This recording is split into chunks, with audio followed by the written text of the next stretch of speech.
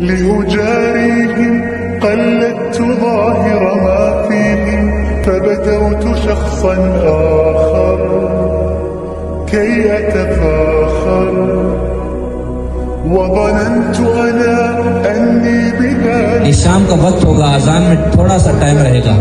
سوکھے ہونٹ، سوکھی زبان، ترستی ہوئی آنکھیں، بھوک سے لبریز اور میرے حکم کے انتظار میں بیٹھے ہوں گے کہ جیسے اللہ اکبر ہوگی وہ افطاری کریں گے.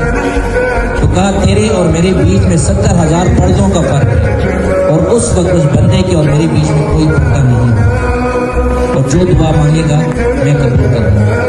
اتنا بڑا درجہ ہے اس وقت. لازمی جہاں بھی ہو، جس جگہ پہ ہو، دعا لازمی مانگا کرو، تیرے اللہ قبول کرتا ہے. یہ دعا مانگو کہ اللہ ہماری اوقات کو مت دیکھ، تو اپنی شان کو مت دیکھ جیسے تیری شان. ارے مالک تو غفور رحیم مولا، ہم گنہگار، سہکار، خطاکار، نالک جیسے ہیں تیرے بندے، تیرے حبیب کی امتی مولا، تیرے غوث پاک کے غلام. یا اللہ ہم سب پہ کرم فرما. یا رب کریم تو غفور رحیم مولا، یہ رمضان کا وقت ہے، تیرے حکم کے انتظار میں بیٹھے کریم مالک. تو نے خود موسیٰ کو کہا کہ تیرے میرے بیچ میں 70,000 پردوں کا فرق ہے، اور ایک روزہ دار اور میرے بیچ میں ایک پردے کا بھی فرق نہیں. جو مانگے میں عطا کرتا ہوں مولا، ہمیں کچھ نہیں پتا، جو ہمارے لیے بہتر ہے اللہ قبول فرما.